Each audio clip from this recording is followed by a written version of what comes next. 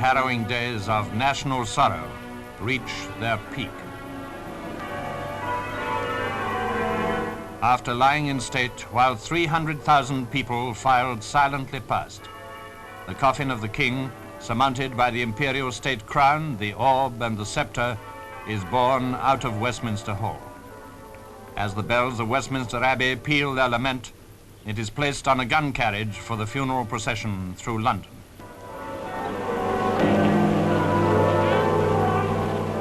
Attired in their heavy mourning, the Queen Mother, and Princess Margaret enter their carriage, and there begins the sad last journey of King George VI.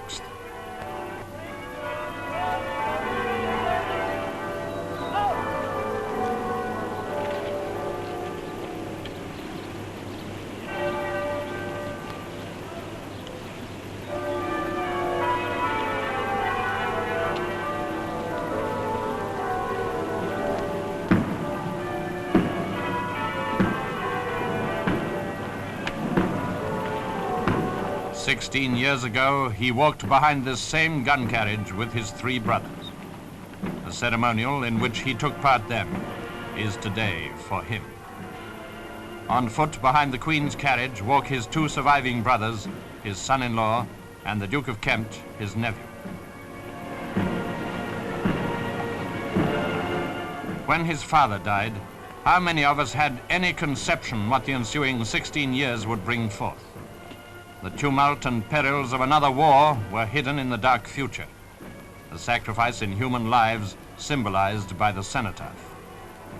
The austerities and stresses of these post-war years were still undreamt of, while, above all, his own destiny as sovereign of this wide and scattered commonwealth of nations had yet to be revealed. Between 1936 and 1952, so much of history has been compressed that an age rather than 2 short reigns seems to have rolled away. The retinue of mourners come from all over the world. The President of France, Monsieur Auriol, beside him 3 kings of Denmark, of Greece and Sweden. Next, the presidents of Yugoslavia and Turkey, with the King of Iraq between them. These heads of state are but a few of the distinguished men and women who have come to pay him the last honors.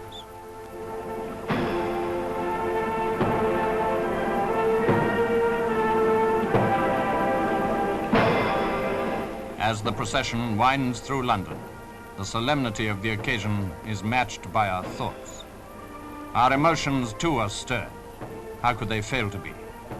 The funeral music, the atmosphere of sorrow, sympathy for the Queen and her bereaved mother and sister, these touch the heart and harrow the thoughts. Royalty is no longer remote.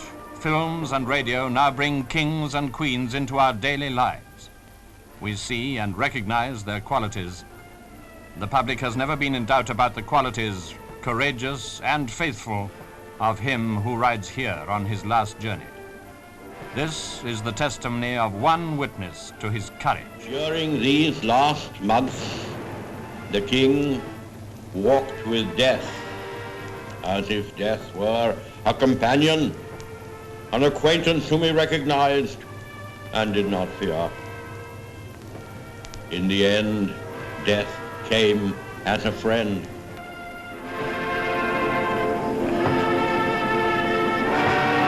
And so, in due time, the coffin arrives at Paddington Station, where London bids farewell to a king.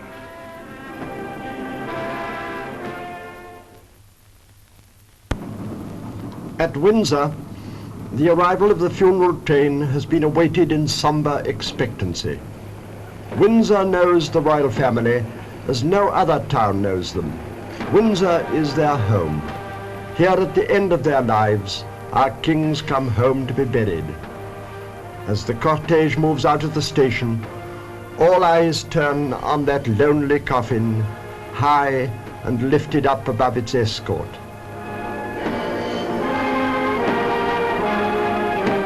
Then to the carriage which follows. To the Queen Mother and to Princess Margaret, this must be the saddest of all their days. The procession moves on towards the home park, which it enters by the Cambridge gate. Thence up the long walk in stately and solemn array to the sovereign's entrance by the Henry IV gate.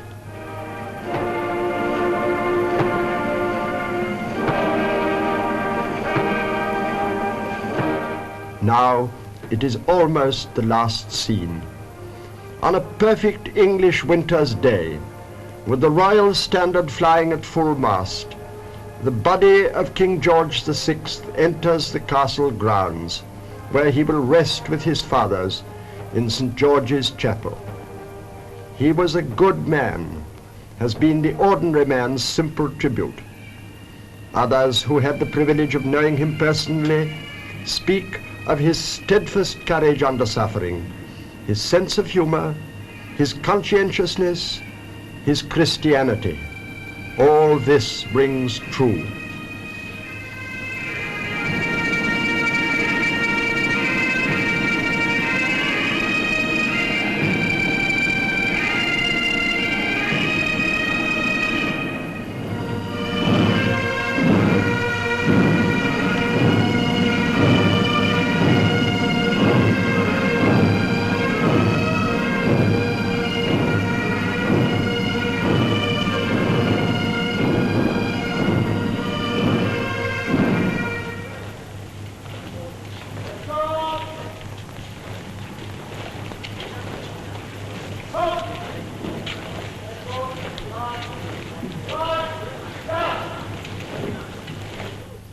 Orders to surrounding troops mingle with the footsteps of the gun's crew as the cortege comes to a halt below St. George's Chapel.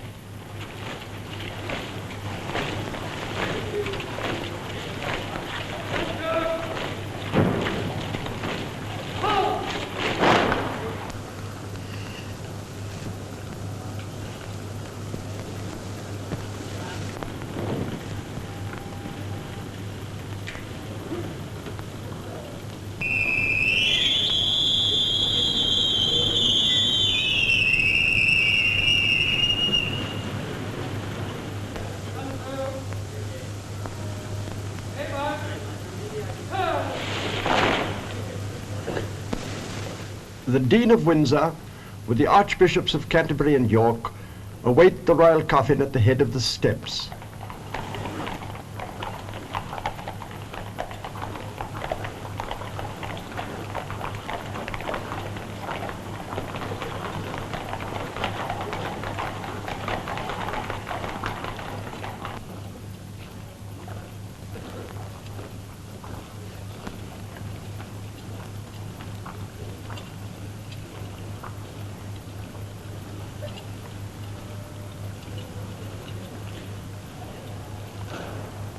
Then, as the funeral service begins at Windsor, elsewhere in the kingdom, the busy ferment of life is hushed in a 2-minute silence.